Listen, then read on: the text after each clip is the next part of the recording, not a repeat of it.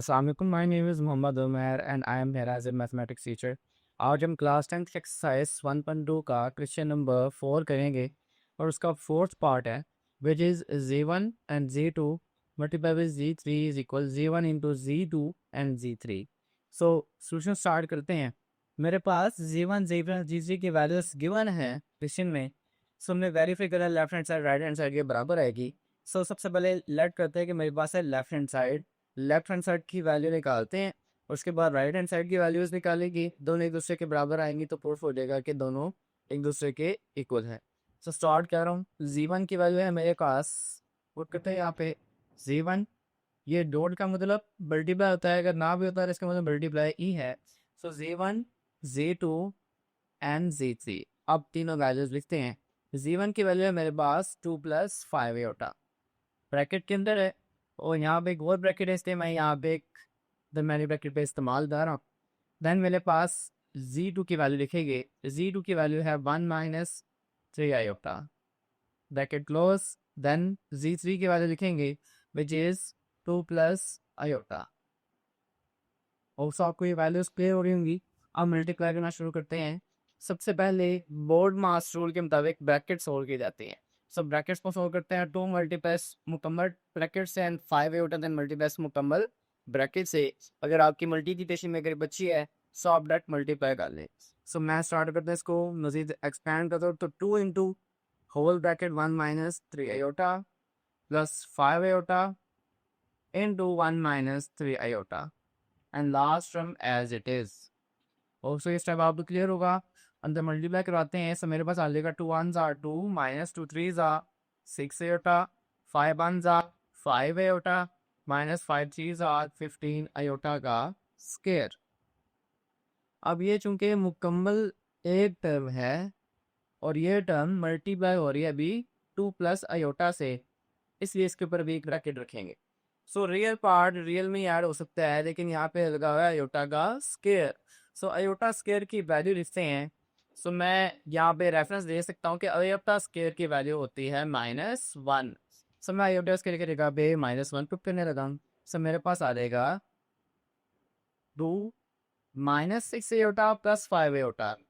तो इनको एक साथ मिला देते हैं तो मेरे पास आ जाएगा minus iota and -15 into -1 last पे है 2 plus aorta. So minus minus plus, तो 2 minus iota plus 15 and 2 plus aorta.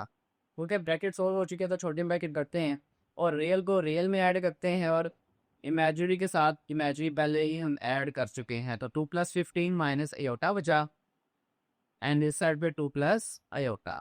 So 2 plus 15 is equal 17। So next लिखते हैं 17 minus iota and next term है 2 प्लस अयोटा। तो ये मेरे पास दो टर्म्स आ चुके हैं अगेन।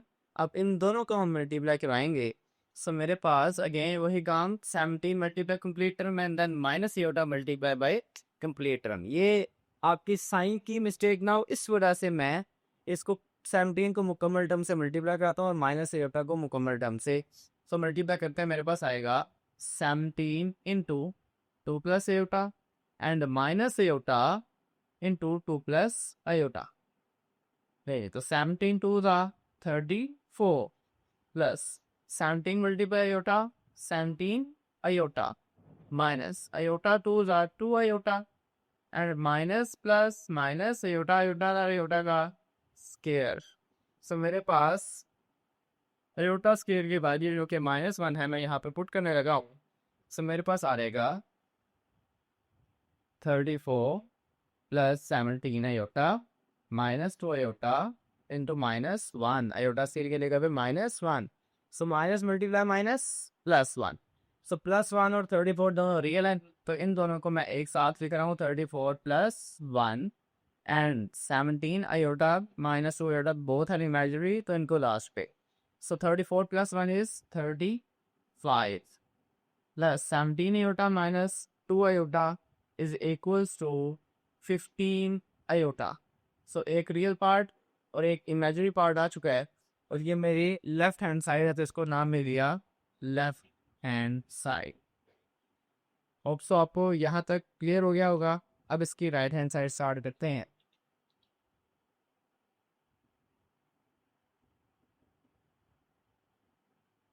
सो राइट हैंड साइड है Z1, Z2 and Z3।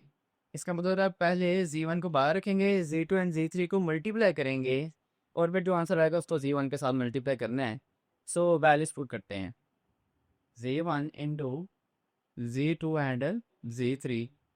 So Z1 की वैल्यू 2 प्लस 5 होता है, यहाँ पे मौजूद है, मल्टीप्लाई। Z2 की वैल्यू लिखेंगे, Z2 की वैल्यू है 1 माइनस 3 आयोटा, एंड Z3 की वैल्यू है 2 प्लस आयोटा। लेंगे तो मल्टीप्लिकेशन स्टार्ट करते हैं। अगेन ये मेरे पास 1 मुकम्मल टर्म से माइनस से आयोटा भी मुकम्मल टर्म से मल्टीप्लाई करेंगे। सो मेरे पास आएगा 2 प्लस 5 आयोटा, बाहर वाली term as it is, then bracket के अंदर 1 मल्टीप्लाई होगा 2 प्लस आयोटा के साथ, देन माइनस 3 आयोटा मल्टीप्लाई होगा 2 प्लस आयोटा के साथ। आठ सकते हैं। सो 2 plus 5 iota into 2 ones are 2, iota ones are iota, then minus 3 twos are 6 iota, minus plus minus 3 iota का स्केयर, एंड iota स्केयर के वैल्यू हम जानते हैं कि iota स्केयर की वैल्यू है -1। सो मैं यहाँ पे iota स्केयर की वैल्यू क्या 1, सो 3 ones are 3, and minus minus plus, तो प्लस का 3, प्लस का 3 और ये प्लस का 2 बहुत आ रही है, तो मैं एक साथ लिख सकता हूँ। सो 2 प्लस 5 आयोटा, एंड अब ब्रैकेट में स्मॉल करूँगे, रकम अंदर सोल्व हो चुकी है। सो 2 and plus iota minus 6 iota minus minus plus 3। Now 3 plus 2 एक साथ करते हैं, तो 2 plus 3 plus iota minus 6 iota, तो 2 प्लस 3 इज इक्वल 5,